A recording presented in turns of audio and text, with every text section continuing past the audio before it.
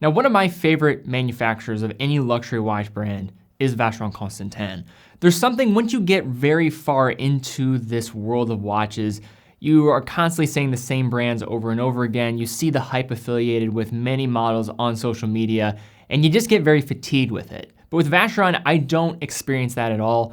And I think when you look at this brand and just look at just more of a respect to the craft rather than appealing to hype or trend, it really allows me to have even further appreciation for what they're producing. But today we're gonna be looking at one of my favorite luxury sports watch lines, the Vacheron Overseas. And I am certainly a stainless steel kind of guy. That would definitely be where I would go in terms of Vacheron Overseas. But we're looking at a new model today released at Watches and Wonders Shanghai this year with this Vacheron Overseas in 18 karat gold.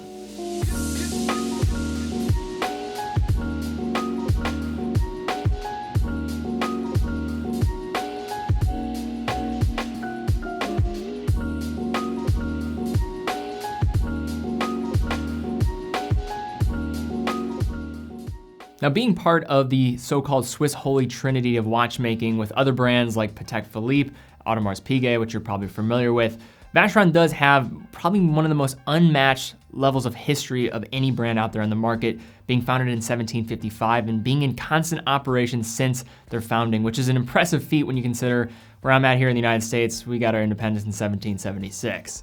And with a brand motto that states do better if possible, and that is always possible, Vacheron has carved out an impressive following thanks to their capabilities in high watchmaking, enameling, their expansive archive, and many designs in the dress watch category, as well as the Overseas collection that we have here today. But when many consider the most recognizable models from Vacheron, they're typically associating models such as their Patrimonies, their legendary drive models like the 1921, or say the Corne de Vache. But the latest generation of the Overseas is perhaps, again, one of my favorite watches that the brand makes, as well as just on the market in general when we're talking about high horology and especially sports watches that you can find. And getting to the idea of that hype that I alluded to at the beginning of the video, I think this is where the Overseas shines, just given the competition that it is pinned up against. But very similar to the Nautilus and the Royal Oak, the lineage of the Overseas can really be started back in the 1970s, or at least the beginning foundation of what was to come amidst the quartz crisis in an industry that was changing rapidly. To start here, we have to go back to the year 1977. It was the brand's 222nd year of operation, and at that time there was recent success of other models like the Nautilus and the Royal Oak, stainless steel models that at the time of their release were very much contested, but at this point it was very clear that there was something here to actually capitalize on. To really look at the conception of the Overseas, or what was yet to come, we have to first look at the reference, the 222 from 1977, the brand's 222nd year of operation, hence the name. As Vacheron's first stainless steel luxury sports watch, the 222 was a major departure from the gold dress watches and chronographs for which the brand was predominantly known to that point. Though it was discontinued in the 1980s, the design language used in the 222 would later be resurfaced in 1996 when the first generation Overseas was launched. Since then, the Overseas has been updated a couple different times and now reimagined in this Generation 3 option, now sporting different sizes, colors, case materials, and with a variety of complications available as well. In this video, we'll be taking a closer look at this new version of the modern Overseas, the Generation 3 format, this time executed in pink gold with a striking blue lacquer dial and built around an impressive in-house 5100 caliber. And when looking at this piece and contrasting it to the stainless steel options of this line, this is certainly going to be a heavy premium when you're looking at the gold version compared to the stainless steel version. So I acknowledge the price jump, but I still think when looking at the Overseas and many of the concepts and things and why I really appreciate this line and love this line can still be admired here with this piece as well. First, in terms of wearability on this watch, when looking at the pink gold Overseas, this thing has a commanding presence on the wrist and is certainly noticeable from a distance. For me, the 41mm case wears just a bit larger than that, maybe closer to around a 42mm, and I think it does push the limits of my 6¼ inch wrist. Another key aspect to consider here with this watch is the measured lug to lug distance of 48mm, a dimension which should make it a lot easier to wear on a majority of wrists out there, myself included. But one thing to consider is the end links on this particular bracelet. They do stick out from the case, extending to a theoretical lug to lug length to somewhere around 54 millimeters, which is starting to get to the longer end. But with this in mind, it does angle down. You don't feel this in the actual wear on the wrist, so not felt as much in practice, but it is something to keep in mind if you are looking in the direction of these overseas. Now, as someone who has tried basically every overseas model in production on, the one point that needs to be addressed, I think especially here, is the weight of this 18 karat pink gold case and bracelet.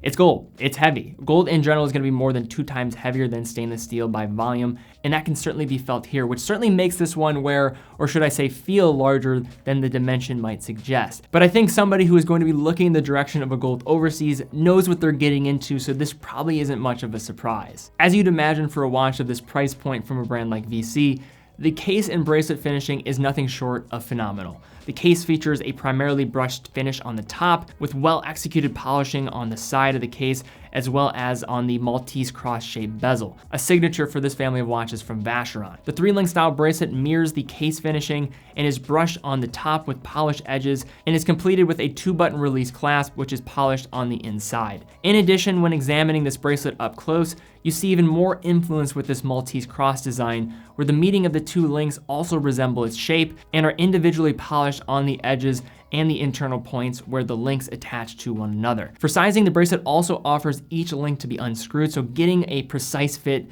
is not going to be any concern.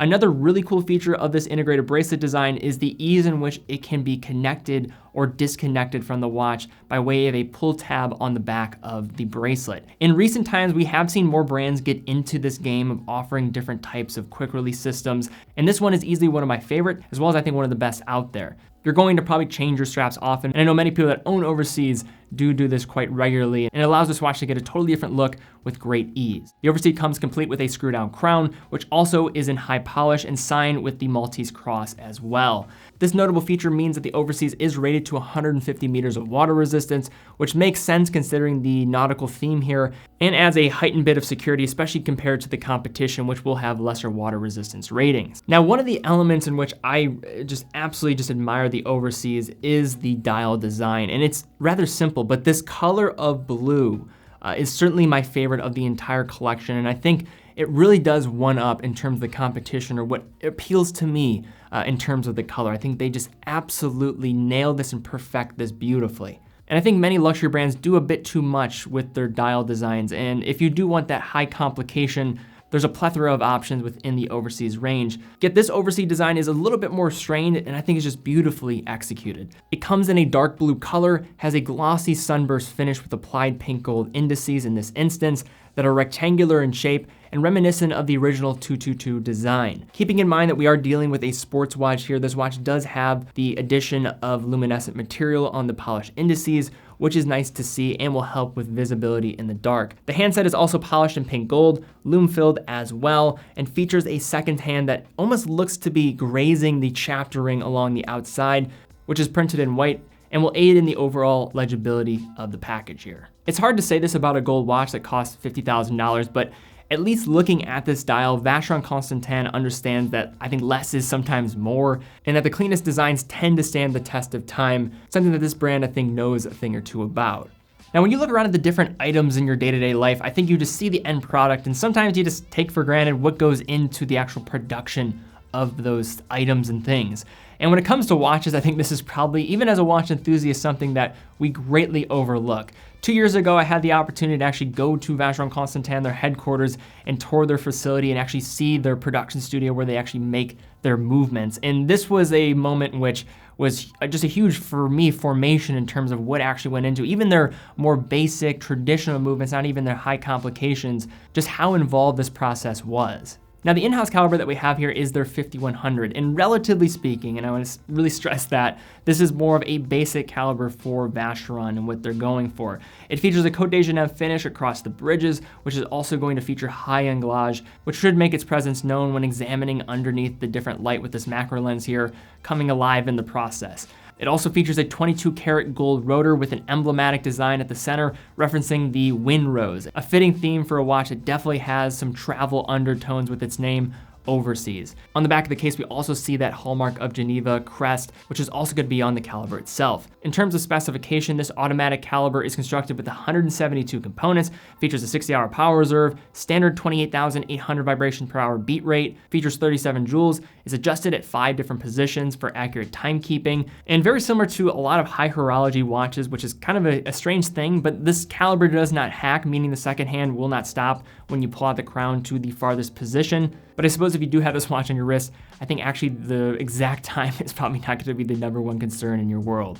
Now, one of my favorite things about watch collecting is it's very much a marathon, not a sprint. So much of our lives are just constantly being pulled in the direction of instant gratification, but watches, when you look at a level of watchmaking taking place here, whether you're looking at the stainless steel version or this 18 karat gold version, this is something that you have to set your sights on and really want to make happen for yourself. But I think that's part of the drive behind it. And despite Vacheron being owned by the Richemont Group and of course having some objectives that are very different than independent brands, I think there is this down-to-earth nature about this brand that I just really enjoy from a luxury watch perspective that is not replicated by many brands that are out there. And I don't mean more down-to-earth in terms of the price, but I think just an overall aura around this watchmaker. And I think the Generation 3 Overseas is the perfect sports watch from Vacheron.